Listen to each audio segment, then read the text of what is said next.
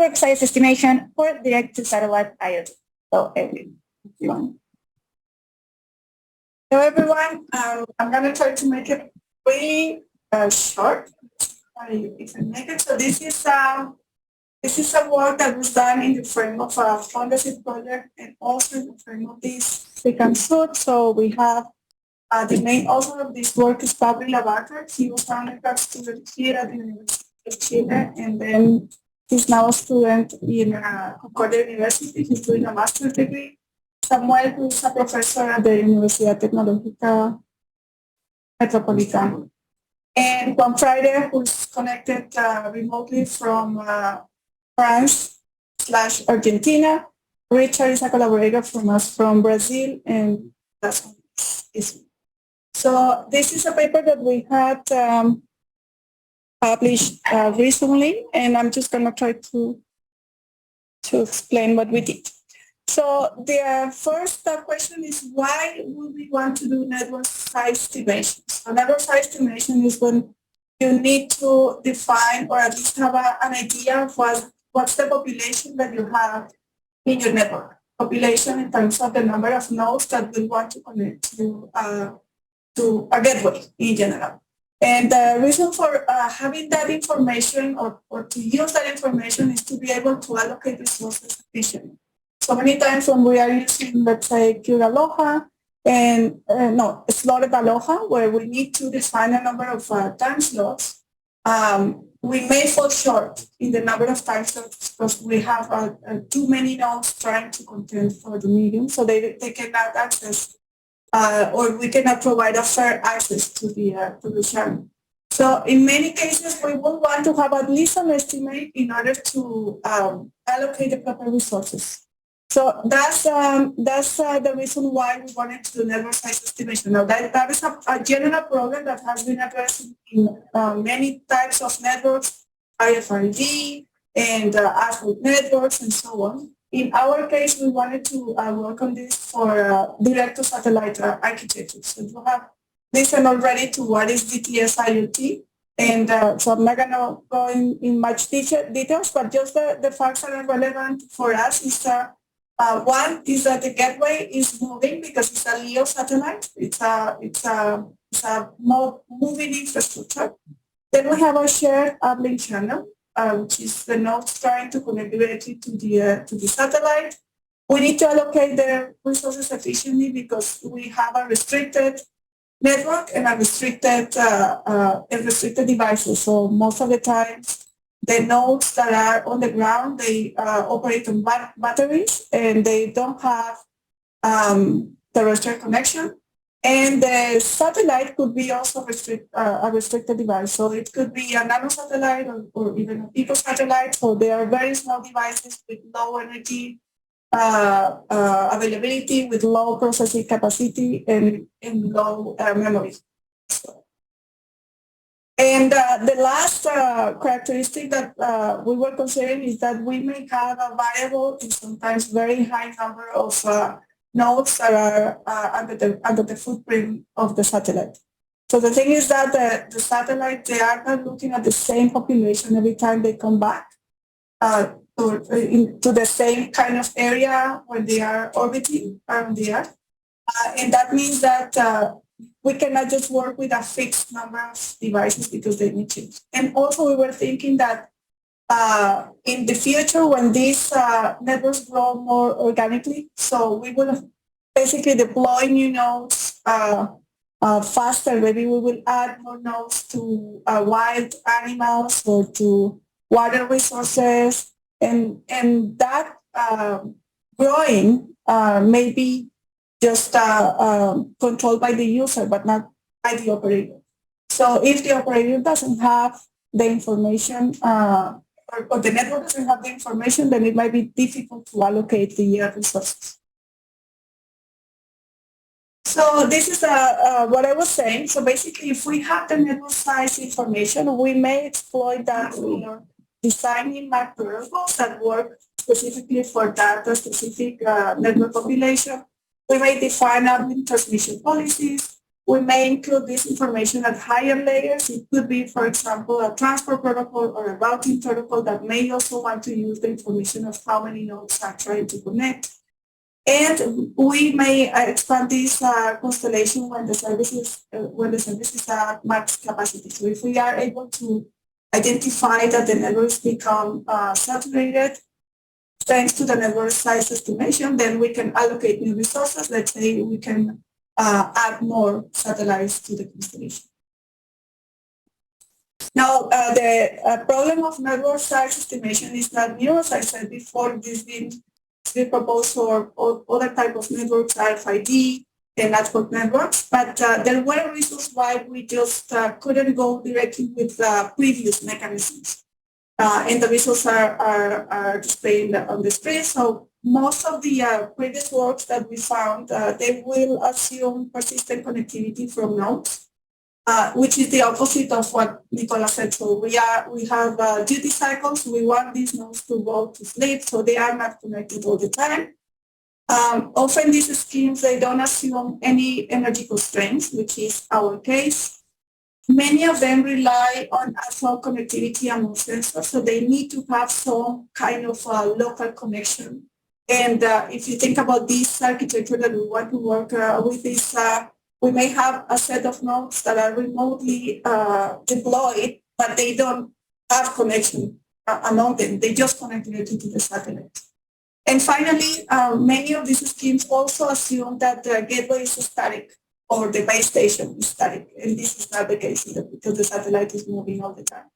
So we couldn't work with those. And we did find a few works that were that could be applicable to our scenario if we were going to do some adaptations. And we try to use those at least to have a benchmark, to have something to compare. So what we came up with is with this scheme is called Collision Information-Based Estimator, OCI. And this estimator has two phases. One is the estimation phase, which is done basically previously to start using this estimation while we have the network in operation.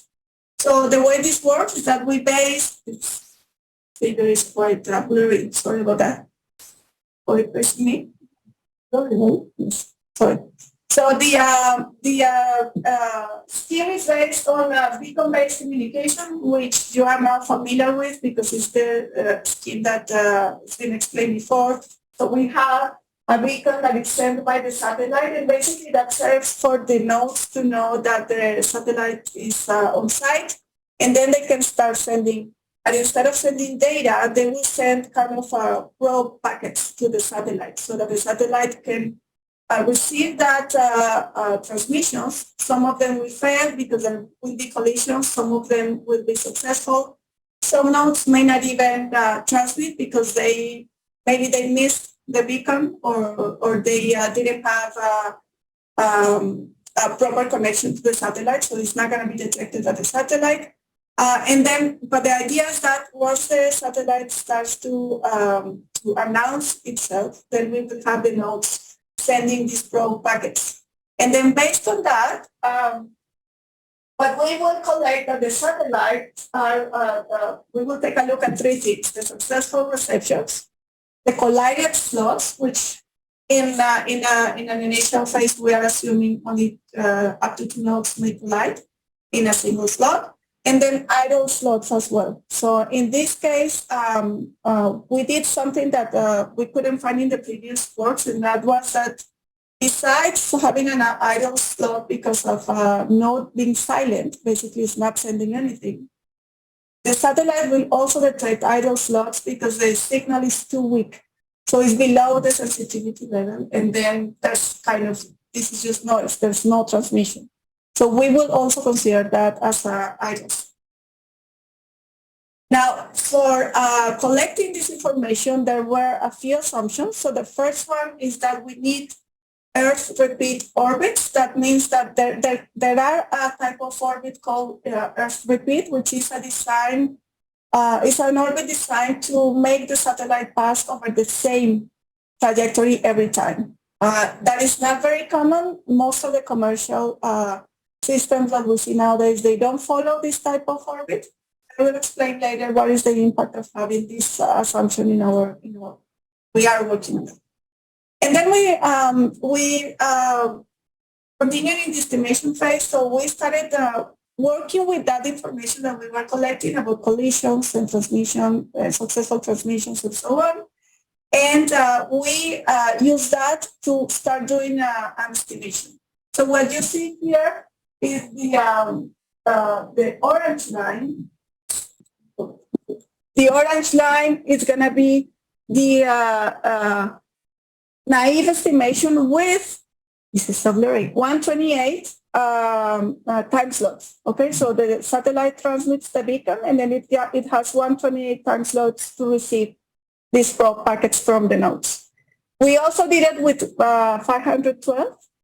And what we found is that, of course, the number of time slots that we had was limiting the estimation capacity of the scheme.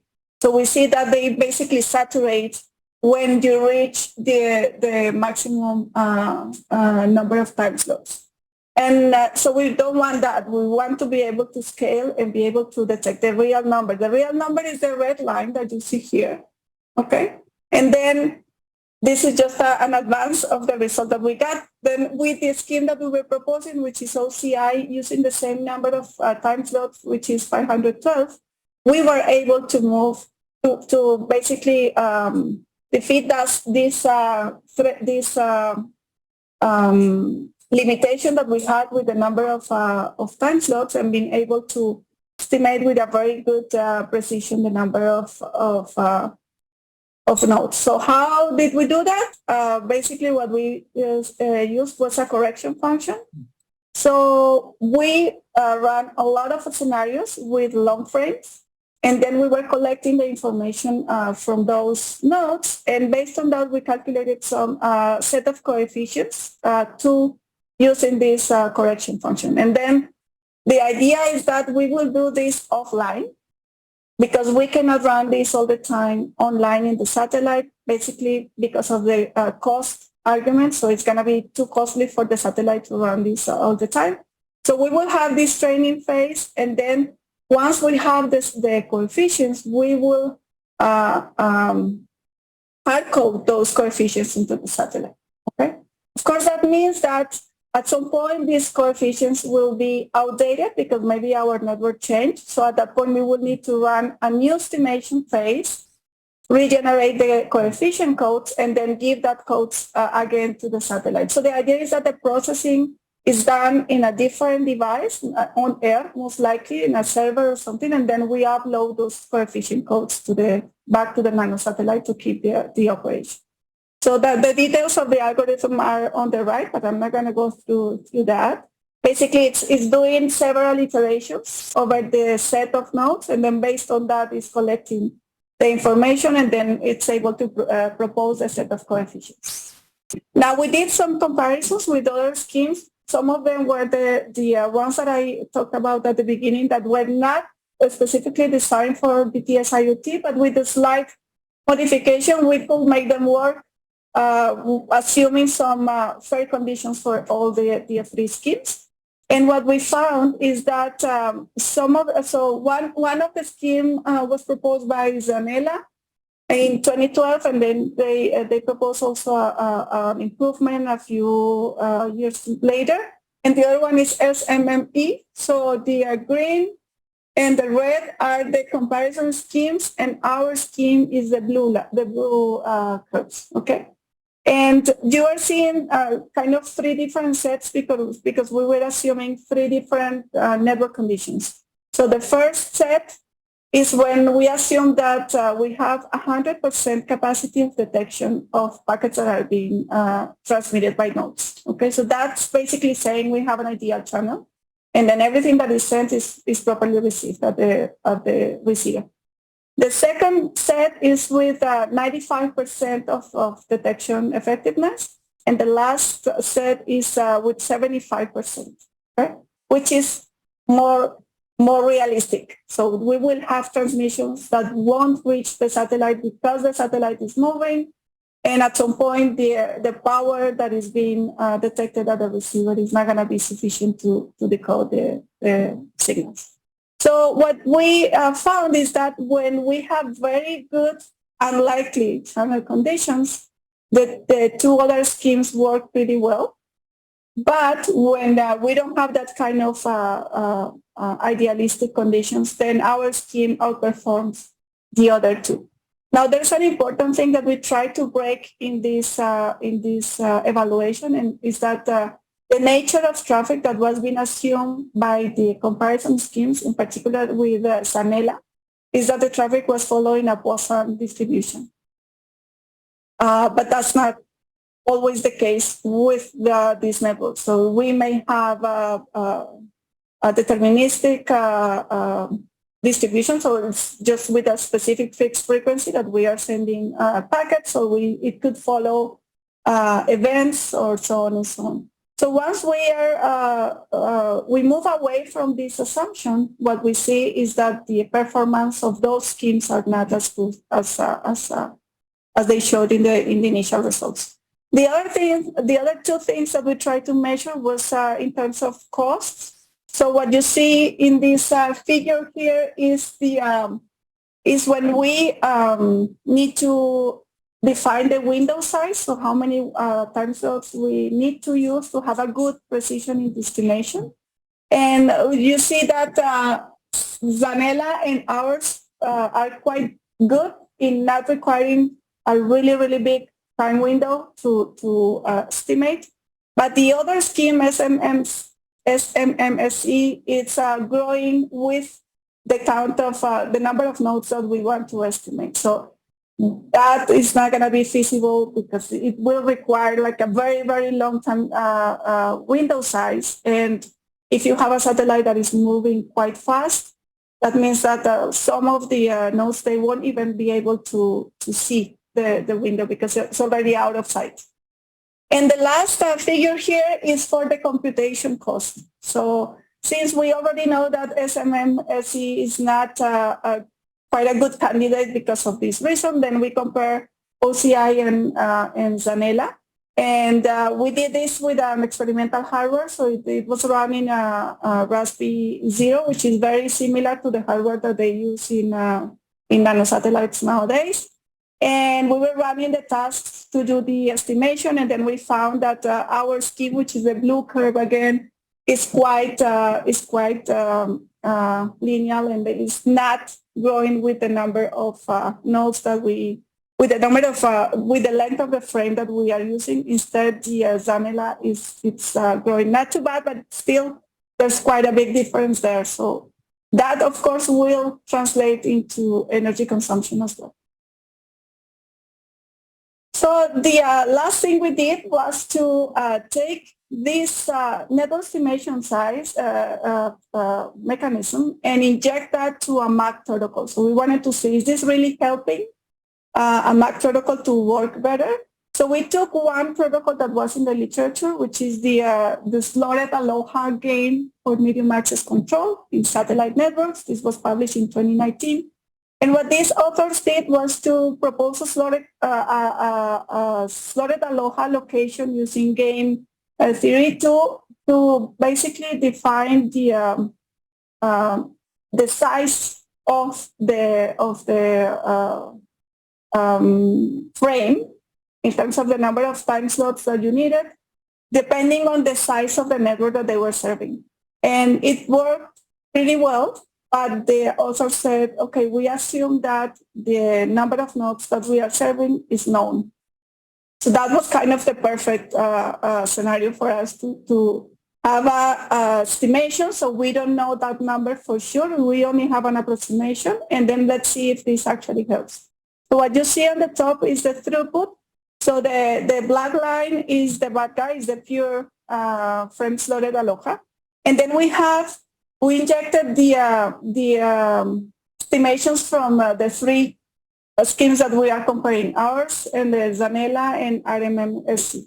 And so you see that the blue curve, this is not a curve, it's just a dots spread all over, but you sort of see that the blue dots are on top of the other two skills, or at least at the same level. So in terms of throughput, it's achieving a good performance when we give the number of nodes to the MAC protocol.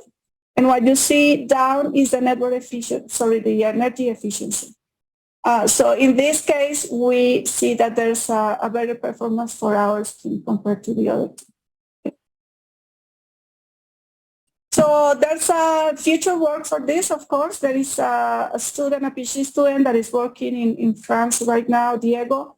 He developed this mechanism in a realistic simulator, which is called Florasat. We had a presentation about this simulator in the previous seminar. If you're interested, you can look for the video in YouTube. So it's the whole explanation of how to install it, how to use it, and so on. So what we wanted to see was these initial tests were done in MATLAB with, of course, a lot of restrictions in terms of mobility and so on. So in Florasat, it's been already implemented and it has all the realistic conditions as much as you can in a discrete event simulator. But what we want to see is the sensitivity analysis, so all the impact of the different parameters of the real network. So in that case, we are using LoRa and seeing spreading factor and all the things that you have to take into account to see how that impacts the performance of the estimator. And also we want to see what is going to be the impact of not using repeating orbits. So every time that you change, then your estimation will also change. We want to see what's the cost in terms of precision. Maybe the precision is going to fall down a little bit, but it's still good enough to give this information to an upper layer protocol. So we hope for that. We also want to check how to use this in constellations. So maybe if instead of assuming a single satellite, we assume many, so we can share some information to the satellite that is coming after the current one, or maybe we don't need that many repetitions because we will use every satellite to collect a different picture of the network, so we can use that. And explore more applications of this estimator in other MAC protocols, transmission policies, improvement in design, and hopefully in the future, trying this in an experimental setting with an actual CubeSat that is being deployed thanks to the SPEL research group that is in our electrical department here. And so that's it. Thanks for your attention. Let me see.